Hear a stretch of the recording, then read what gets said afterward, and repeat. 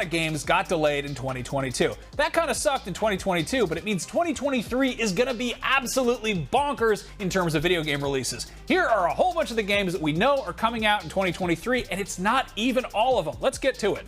The year kicks off with Fire Emblem Engage on Switch. This is the follow-up to Three Houses, and this time around you'll be able to summon or engage characters from the series past, including OG protagonist and Smash staple Marth. You can put a ring on it January 20th, so save the date. So let me get this straight. The team behind Final Fantasy XV developed a new RPG that's not what I would call a Final Fantasy game. It's a freaking PS5 console exclusive that's also coming to PC, and oh yeah, I'm talking about Forspoken. Yeah. Okay, that is a game that's out this month. It was supposed to be out in May, and then in October, and it might actually come out on January 24th, so check it out.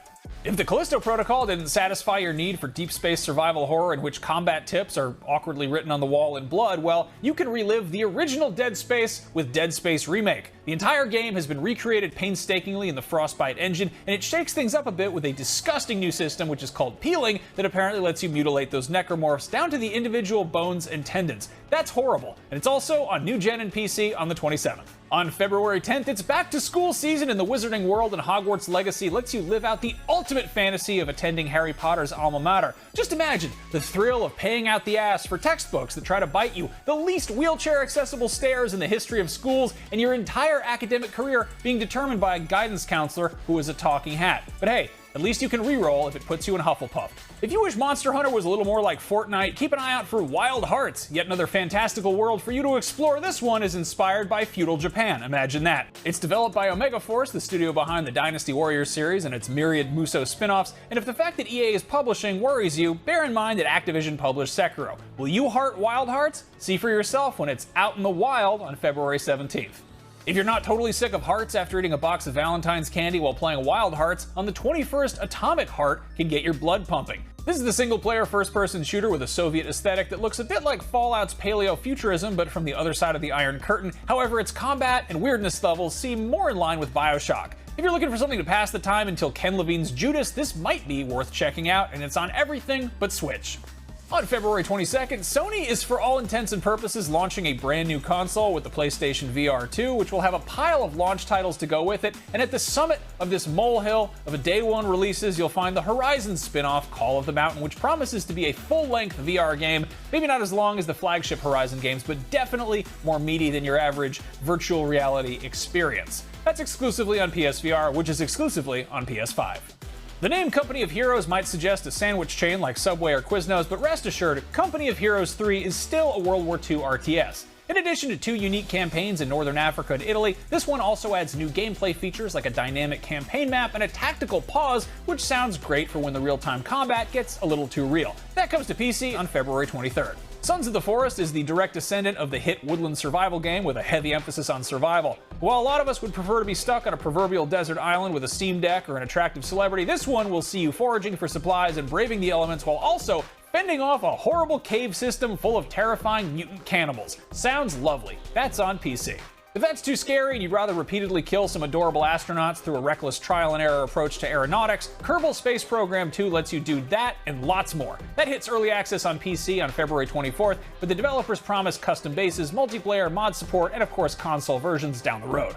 If you yearn for the simpler days of classic turn-based RPGs with beautiful pixel art and Dickensian campaigns, or if you just thought the 2018 game Octopath Traveler was pretty cool, well, you're in luck because Octopath Traveler hits PC, Switch, and both PlayStations also on February 24th. On March 1st, the day before hits PC, and before your eyes glaze over at the idea of yet another post-apocalyptic zombie survival game with base building and survival elements, get a load of these graphics. A lot of games on this list were delayed due to the pandemic, but developer Fnatic pushed this one so they could switch engines from Unreal 4 to Unreal 5, and it looks like that was a smart move because it's the second most wishlisted game on Steam after Hogwarts Legacy. That's on PC with plans for new-gen console versions later on. Wo Long Fallen Dynasty is the latest project from Team Ninja, and it looks to continue the long tradition of kicking your ass repeatedly, which began with Ninja Gaiden and the Nioh games, but this one's set in China's Three Kingdoms period, but you know, it's got a grisly dark fantasy twist. That is on all the stuff that isn't made by Nintendo. Allegedly, Skull and Bones is finally coming out, but I will believe it when I see it. This is Ubisoft's multiplayer pirate game, which supposedly began as an Assassin's Creed Black Flag spin-off, and at one point was apparently like For Honor with boats, but since then it's taken the shape of something much more like Sea of Thieves, and it's been delayed about, well, my entire career. Anyway, that drops anchor on new gen and PC March 9th, allegedly. To make up for the extremely long wait for Bayonetta 3, Platinum Games is rewarding fans of the bespectacled Umbra Witch with a brand new installment less than a year later. Bear in mind, it's a pretty big shift, ditching the realistic third-person action for a top-down adventure with a cuter storybook aesthetic, but it definitely looks more fun than waiting 5 years for a sequel. That is on Switch, March 17th. Still on March 17th is Star Wars Jedi Survivor, the follow-up to Fallen Order, which sees the return of an older and hairier Cal Kestis who will undoubtedly have some new tricks up his sleeve. Technical hiccups aside, Respawn knocked it out of the park with the first game, so hopefully this continues this streak that is on new-gen consoles and PC. What are you buying? Well, on March 24th, Resident Evil 4 Remake probably. Between the recent mainline entries and the last two remakes, Capcom probably hasn't had the trust of fans like this since, well, probably RE4's original release, and a modern remake of one of the best, albeit most divisive games in the entire series, with a few modern adjustments, seems like it'll be a pretty good time. That's on both PlayStations, Xbox Series X, and PC.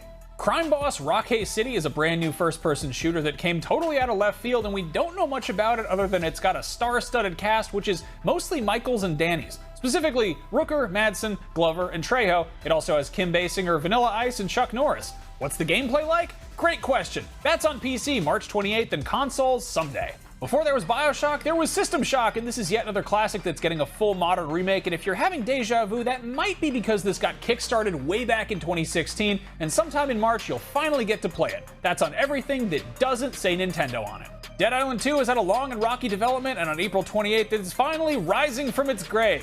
LA is infested with zombies, and you gotta go kill them. What do you kill them with? All kinds of stuff, including stuff that's glued to other stuff that you glued there on a crafting bench. That's coming out April 28th, once again on everything but Switch. But hey, Switch owners are going to be just fine because on May 12th, The Legend of Zelda Tears of the Kingdom finally drops. Breath of the Wild was such a genre-redefining watershed game that the wait for a follow-up has felt like a lifetime, and that might be because this has been one of, if not the longest breaks between Zelda installments in the entire series' history, so let's hope it lives up to everybody's sky-high expectations. It's been a very long wait for a new game from Rocksteady, the studio that gave us the Batman Arkham series, and while it's set in the same universe, Suicide Squad Kills the Justice League looks to be a pretty huge departure. This time, players can get down with their bad selves as Harley Quinn, Captain Boomerang, King Shark, and/or Deadshot. That's on new gen and PC. Street Fighter VI looks to be maybe the biggest shift for the series since its jump from 2 to 2.5D back in Street Fighter IV, but this is much more than just a visual leap. It's adding a character creator and a whole hub city for you to explore and hang out in and presumably do some street fighting in, but don't worry, as far as fighting goes, it's not reinventing the wheel, and the buzz for this among fighting game diehards seems very positive. That's on PS4, PS5, Series X and S, and PC. Diablo 4 has been in the works for a very long time, but it sounds like it's going to be worth the wait. With a color palette that's far more in line with Diablo 2 than 3, it is a clear return to proper dark fantasy, and its gorgeous world is wide open for you to explore while slaying demons and hoarding loot. That's out on 6/6 for everything but Switch. Like many other games on this list, Final Fantasy XVI is a massive departure from its immediate predecessor. This time it's scrapping the futuristic elements and returning to good old-fashioned medieval fantasy, and if you're tired of open worlds, rest assured this looks to have a much more focused area-based approach to level design, but combat is still going to be in real time. That one's exclusively on PS5 for the immediate future. Forza Motorsport gives Microsoft's flagship racing title a soft reboot for its first dedicated foray into exclusively new-gen territory. This will undoubtedly be a real showcase of what the Series S and X are capable of graphically, and those sexy anime ladies you plastered all over your tricked-out Subaru will look sexier than ever, and so will the Subaru. That's on Series X and S and PC sometime in the spring. A whole bunch of games have been given the extremely broad release window of first half of the year, so here are some games you're going to be playing probably sooner or later. Hollow Knight received universal acclaim, including IGN staff voting it the best Metroidvania of all time, despite an utter lack of Metroids and Vanias. A lot of people are dying to get their hands on Silksong, which is the immediate follow-up that puts you in control of Hornet, the enemy-turned-ally from the first game, who has a totally unique moveset. Fans of Homeworld 2 have been waiting 2 decades for a sequel, and they won't have to wait that much longer. Homeworld 3 takes place even further in the future and will shake up the Deep Space RTS formula with the addition of terrain that'll allow for cover. It's still in space, mind you, but there's just a lot of shit floating around up there now. If you love the games that Arcane has put out, like Dishonored, Prey, and Deathloop, and you hate vampires, boy do I have the game for you that you probably already knew about. Redfall will have you staking your claim in a New England town filled with bloodsuckers, and this time around it's co-op, so up to 3 friends can join in on the fun. Stalker 2: Heart of Chernobyl is the long-awaited sequel to the 2007 post-apocalyptic survival horror game based on the Tarkovsky film of the same name, based on the classic novel Roadside Picnic, and its development has certainly not been a picnic, roadside, or otherwise. In addition to all the other hurdles of developing a AAA video game through the pandemic, Ukraine-based GSC World also had to put things on hold while their country was being bombed and invaded by Russian forces. This is supposed to hit the new Xboxes and PC sometime in the first half of the year, but I think of all the games on this list, I don't think anybody's gonna be mad if they need more time. Starfield is shaping up to be Skyrim in space. And before you tell me that's a stupid, reductive way of describing it, I'm quoting Todd Howard, so take that. Anyway, in space, no one can hear you dragon shout, but you can probably go collect some cheese wheels on the moon or on one of the hundreds of other planets in this game. That's on all the new Xboxes and PC. If you like deep space stuff, but Starfield sounds dauntingly expansive, well, there's also The Expanse, a Telltale series, which is a narrative adventure set in the universe of the hit TV show, and that's on PC and consoles.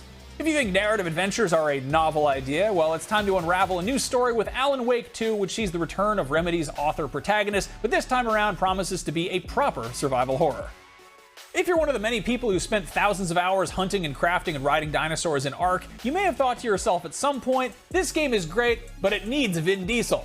Well, you weren't the only one, because Vin Diesel felt the same way, and after playing a shitload of the first game, he's not only starring in the sequel, he's also involved with its development as Studio Wildcard's president of Creative Convergence, which means he's also executive producing an Ark animated series. Sure, why not? If you think giant robots are f***ing awesome, you're correct. And FromSoft's beloved mecha series Armored Core is back with its 6th long overdue installment, Fires of Rubicon. What took so long? Well, FromSoft was busy establishing a little genre called Soulsborne with a trilogy of Dark Souls games, Bloodborne, Sekiro, and of course Elden Ring. There's absolutely no reason to expect Armored Core to be anything like those games, and according to the developers, it isn't really, but considering those games are what amassed FromSoft its devoted following, I imagine those fans are being taken into consideration at least somewhat. That's coming to everything. Another AC franchise getting at least one new entry this year is Assassin's Creed. Longtime fans might be relieved to hear that after the last few games have veered heavily into action RPG territory, Assassin's Creed Mirage is going to scale things back and return to the original game's design pillars of stealth, parkour, and assassinations. The setting? 9th century Baghdad. The first Hades was a smash hit in 2020. Its fast-paced roguelike action and slick visuals earned it a spot on countless best-of lists, as well as nabbing IGN's Game of the Year award. While we're always happy to see Supergiant Games go back to the drawing board to try something completely new and experimental, we're also thrilled that there's more Hades on the way, which will undoubtedly have plenty of surprises in store. Pinocchio fans, if such a thing actually exists, have had a pretty busy couple of years. Hot on the trail of Disney and Del Toro's feature film takes on that dishonest but lovable wooden boy comes Lies of P. This action RPG retells the original 19th century fairy tale in the form of a fast-paced action RPG a la Bloodborne, and yes, you'll be able to tell lies. Marvel's Spider-Man was one of the best-selling games on PS4, so unsurprisingly, it's getting a follow-up, but the sequel will be exclusive to PS5. After seeing how much Insomniac Games was able to do with the new hardware and Ratchet & Clank Rift Apart, we are dying to see what new tricks our friendly neighborhood wall crawler has in store for us in the sequel. The cops and robbers co-op shooter Payday 2 gets a long-awaited sequel a full decade after the last game released. This time around, players can expect larger-scaled heist, as developers have described the setting as, quote, a living enormous representation of New York City. Another series getting a sequel after a decade of nothing, unless you count the mobile game, is Pikmin. We basically haven't seen anything from this game outside of a 30-second trailer, but we have a sneaking suspicion that it will involve some Pikmin. I don't know, what do you know about this game? They haven't shown us anything. A whole bunch of beloved horror movie licenses have found new life in the asymmetrical multiplayer genre, and joining the ranks of Friday the 13th, Predator, Evil Dead, and Killer Clowns from Outer Space is the Texas Chainsaw Massacre. Based squarely in the era of the 1974 slasher classic, the game will have one team playing as meddling teens who have to, not get murdered, and the other team will be playing as not just Leatherface, but his entire messed up family too. Considering how much Gears of War copied Warhammer 40k's homework, it's only fair that they get to follow suit, and the 2011 third-person shooter Space Marine clearly understood the assignment. Now, we're finally getting a sequel continuing the adventures of Ultramarines Captain Titus, who will eviscerate a sea of screeching Tyranids, and this one sounds pretty cool. And finally, for this list, not for all the games coming out, is The Wolf Among Us 2. The reformed Telltale Games is finally returning to the Fables universe to continue Bigby's story. This new game picks up 6 months after the last one, and if you need a refresher, that's totally understandable because the last game was released a decade ago. And there you have it.